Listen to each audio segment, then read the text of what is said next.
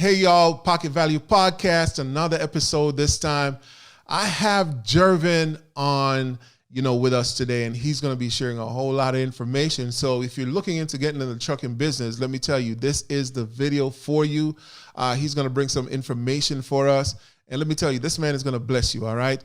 And what we needed to do is go get a notebook right now. If you're looking into getting into this business of box trucking, look, go get your notebooks right now, because the information that's going to be poured out there for you, it's going to be good information, and you don't want to miss out.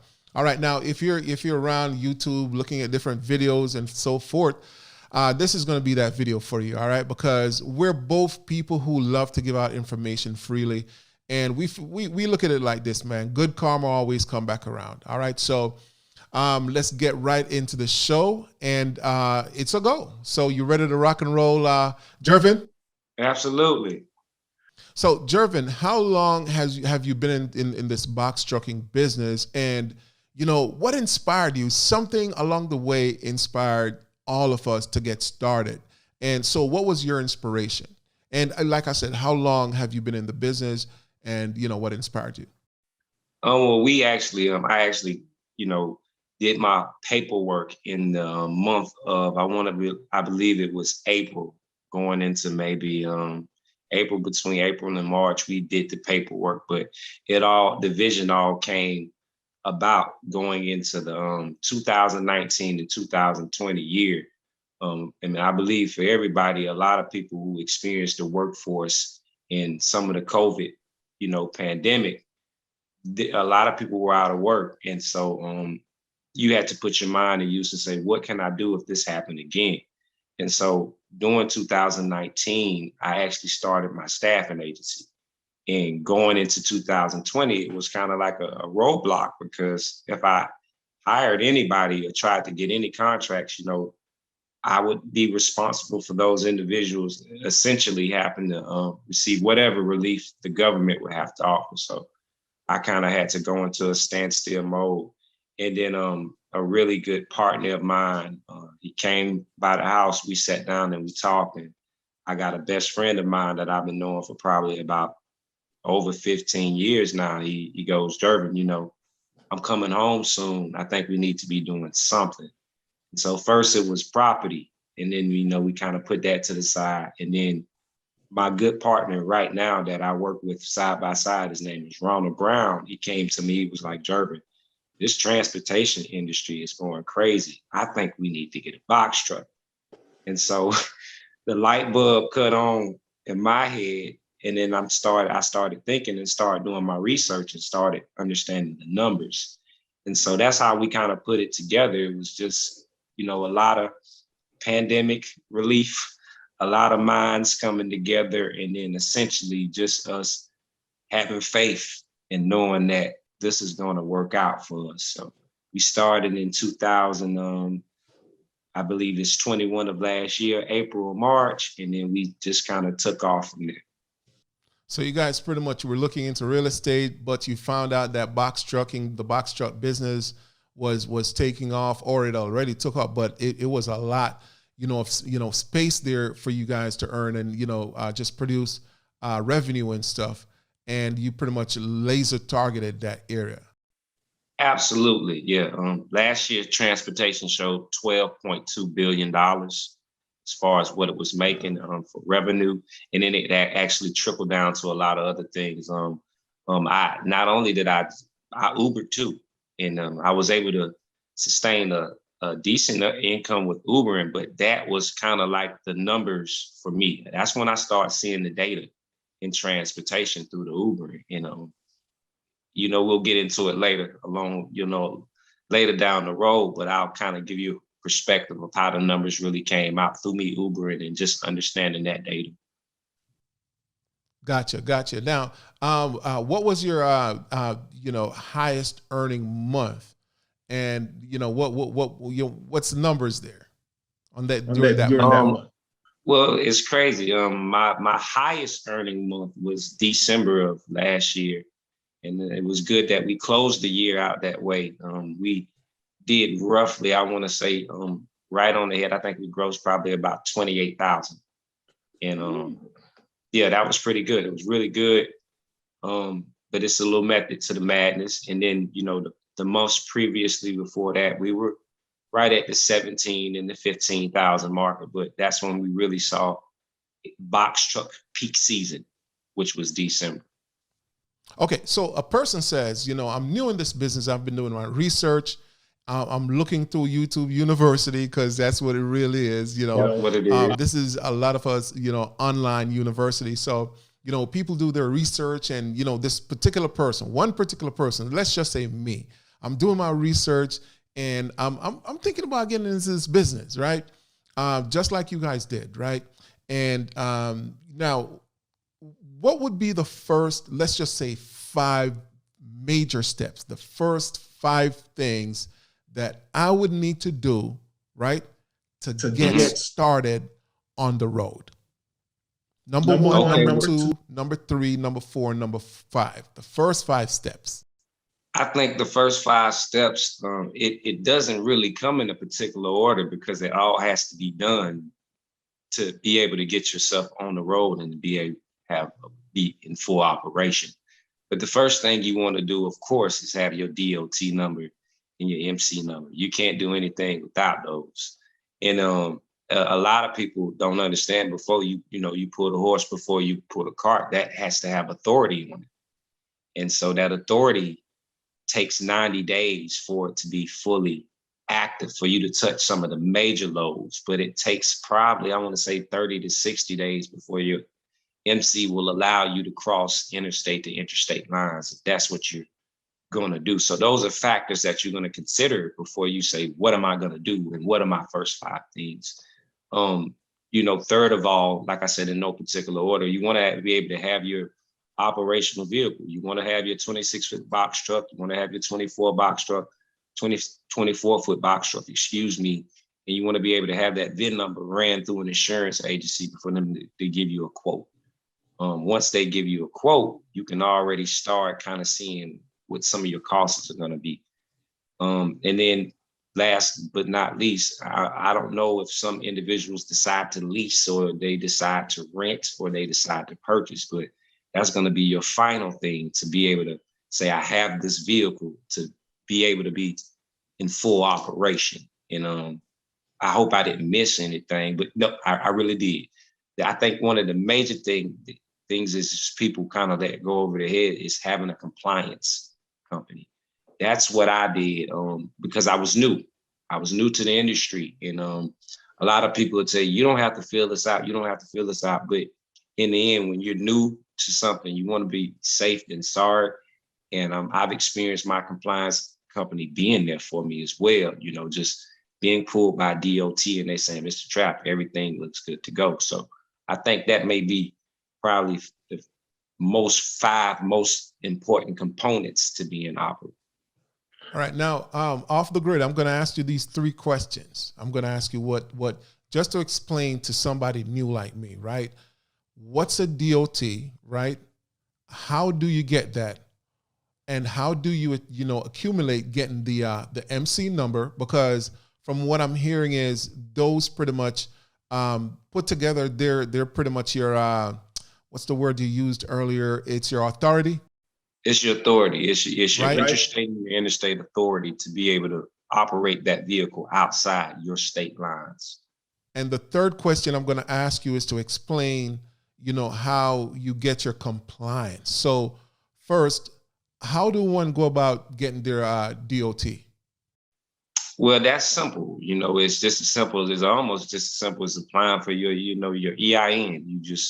You get online, you go to the Federal Motor Carriers Association online, and then you essentially apply for your DOT. But you have to have an EIN number to be able to apply for your DOT. So they're the same components.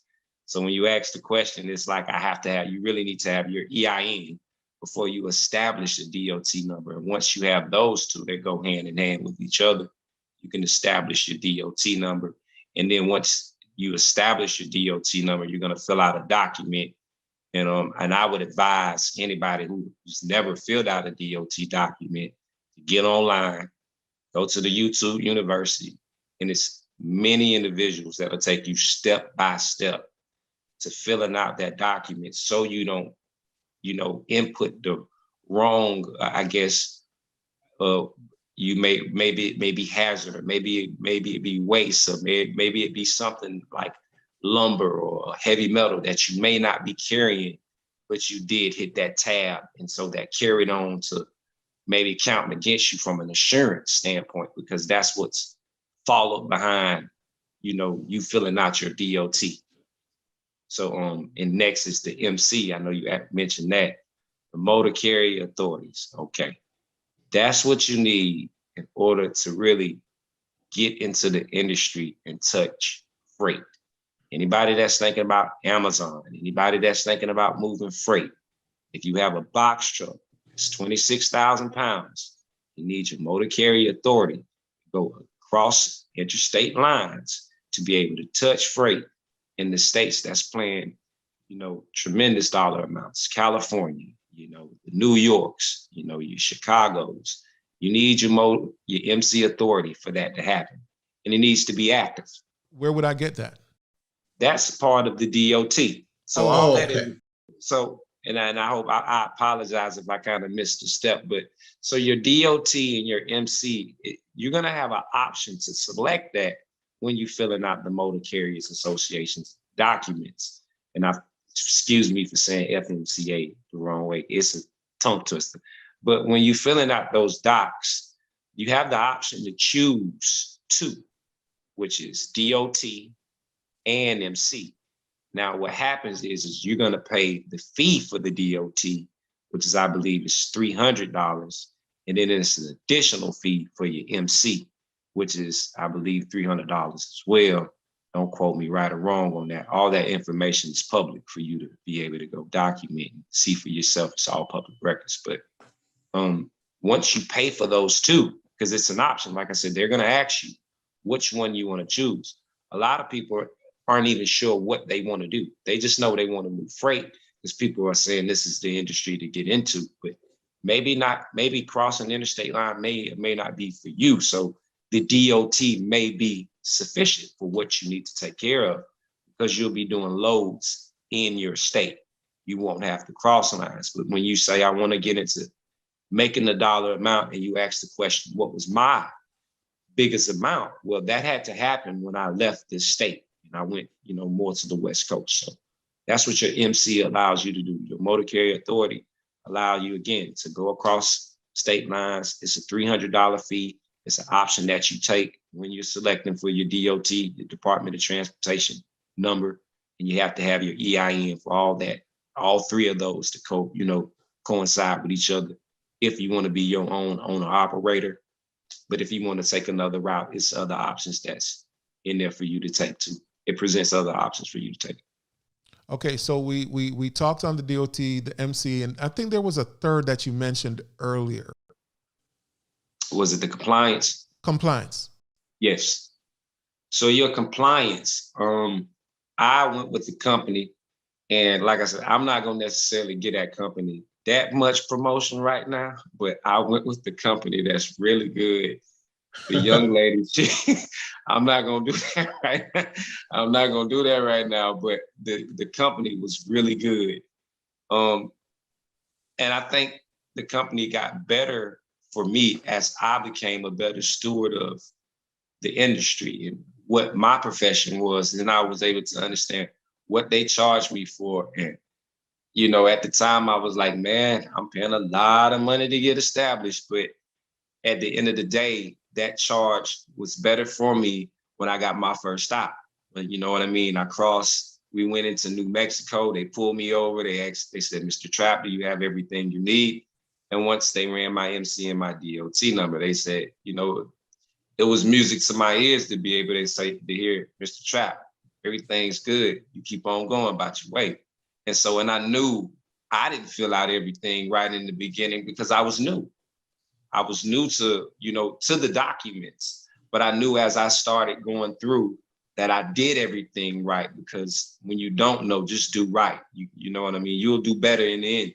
Now, I may find a company that's a little cheaper in compliance, but as for now, the compliance company was really good. And I'll say the name. It was USA Compliance. They worked really well with me.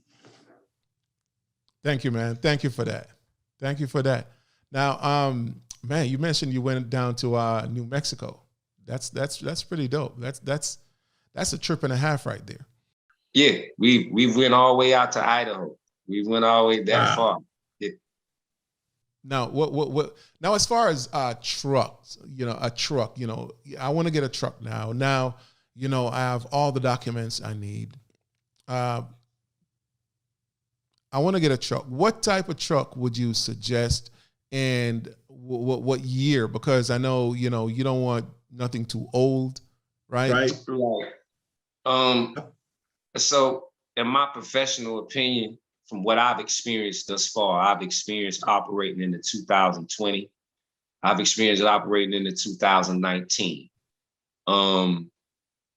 You got a few options, when you want to be able to be comfortable in that vehicle. You know what I mean? So how technical do you want to be with yourself? Do you want pilot seats, or do you want a sleeper seat, which will allow somebody to stretch out if you have a partner in there? You know what I mean? And then you dealing with the pilot seat as far as the driving seat. And then, you definitely want your engine and your system, your computer system, because it's a diesel truck. You want that to be up to date much as possible to whatever new diagnosis, devices they're using, or whatever, up to date, I guess data they're under, or whatever they're running, whatever algorithms they're running. You want to be able to have that truck up to date, because when somebody comes out and they have to service that truck, you want that to be a quick fix. So I would say, in my professional opinion, do yourself a service to stay right around, it's 2022 now, so I'd say 4 or 5 years, but don't quote me on that, because I've seen some jokers that's riding with some muscle, some old schools, they 2010s, and they still holding in the game, 500,000 miles. They were just taken care of really well. But I would say, though, the ones that I've seen like that are the Cummins and Allison trucks, and that's the Cummins engine and Allison transmission. And usually it's going to be a Freightliner. That's just what it is, man. That's just the industry standard. And then when you get in the semi, you kind of go into a different direction. You know what I mean? Different names. So let me ask you, how about insurance? What type of insurance would a person need? And around what's round figure, of cost per month for that insurance? Okay. Well, that's a good question. I'll just be upfront and just tell you what I pay. I'm paying right now between $2,200 to $2,300 a month. But that question has a lot to do with what year vehicle you choose. So if you find a outstanding, vehicle that's 2010, a commercial truck that's 2010, 2012, you may see the lower portion of insurance. But when you tend to get to that 2018, 2020, 22, you're going to see right around, $2,000, $2,200. And if you can find somebody that can treat you better, man, that's going to be the back end for any individual operating that truck, to be able to find somebody that can give them coverage better. And I personally deal with Progressive right now. Well, now as far as like DAT board, do you use a DAT board? I do. Now, explain, the DAT board situation, and which is better to use and cost. Well, I mean, they all have different packages. The DAT board has a package for $39.99, and it has one for like $69.99 and $99.99. Me personally, a lot of people go with that. My dispatcher has gotten a lot of loads off of that, but it's other boards out there. If you can get yourself on the TQL, that's a great board. You can get yourself up under something like Trucker Path, Direct Freight. Don't just kind of close in on that. And I think the one for the box truck right now that's on fire is Omni Selectors. And and let me accept that. You know what? I would explain it, but I'm gonna let you explain what a DAP board really is, because I may say something and that's off, and you're like, nah, bro. But what is a DAP board? So it's essentially a load board that has all the loads from brokers to shippers. That's you can filter for your truck, your commercial vehicle. You can filter it for your commercial vehicle. You can set the distance between where you want to go to, and then it gives you a direct contact to whoever put that load on the board, whether it be the shipper or whether it be the broker or whether it's a freight company. You know what I mean? You have a direct contact. I wouldn't say bid, but you could typically tell them what miles to what dollar amount that you're willing to take, and if they're willing to give you that, then that's your first start into being able to be in full operation to get up and put something on that truck. And y'all, this is where you're gonna find loads. All right, This is where you're gonna get your loads. Absolutely. To transport. Now, how many trucks do you have?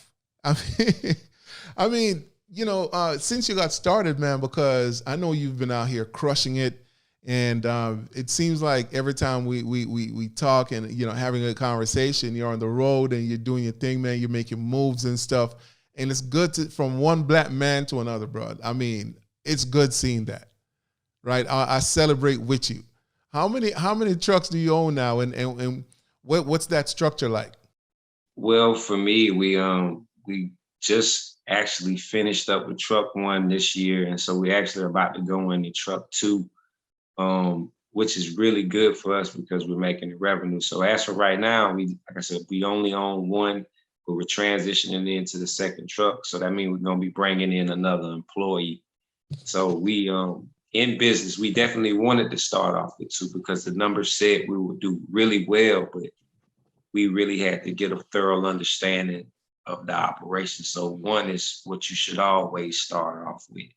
And then after about 90 days of numbers, if you think that 2 is going to be the next step, then definitely I wouldn't wait 60 days to get it. I would put my foot on the gas to get 2 immediately, because you definitely start your revenue for your company will be. So you're scaling up. So you're scaling up. Scaling on up now. Yeah.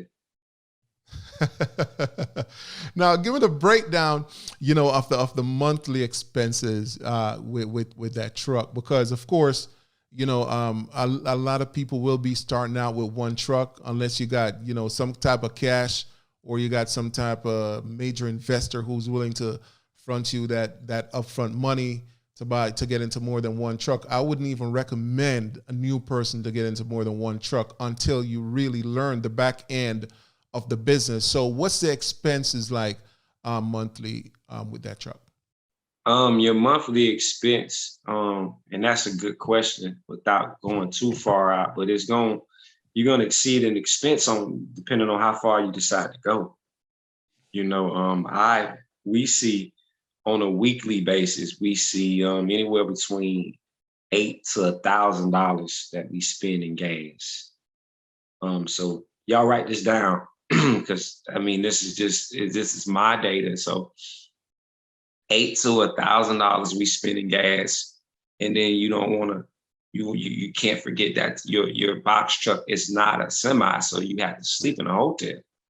And so we typically try to find decent hotels that'll give us rates, and we try to save in points to save us that. But we'll spend probably about additional $300 for hotels that week. So you're looking at, you know, a cost between, on a high end, about $1,350 for the week. Sometimes on the low end, maybe $1,100 on the week. And that's just fuel and hotel. But that essentially is what operates that truck. You putting fuel in that truck, and you staying the night at a different city if you're gonna be moving on the interstate and on the interstate. So with that being said, you know, like I said, 1,300 for fuel and hotel expenses. I would say on a monthly basis, you may give up maybe if you're running like I'm running. All right, so Jervin, how can people get in touch with you? How can someone want to reach out to you, ask you a question here and there, and that do happens because sometimes people are just looking for a lead person to help them within certain areas. So are you open to receiving any questions on that? And if so, how can somebody reach out to you? Most definitely. You guys, my name is Jervin Trapp under Facebook. I'm Jervin Trapp on the LinkedIn, all the sites that I conduct business under, or the professional forums to conduct business under. You can find me under ACOM under Facebook. You guys will see ACCOM. If you guys want to get in contact with me or ask me any questions, or if there's anything I left out or something that might have went over some individuals' head, let me know. All questions are situational to what you're looking to do with your operation and your commercial vehicle. So don't let one question be the answer for it all. And that's just pretty much it. Y'all inbox me, man. I'm here. And y'all, if y'all have some questions, don't be asking one question, then tomorrow another question, then the next day another question. Get all your questions together one time. I've been down that path before. Get your questions together and ask those questions all at once, all right? Because this man is a busy guy. Hey, if you're gonna be asking an hour worth of question, then he's gonna have to charge you.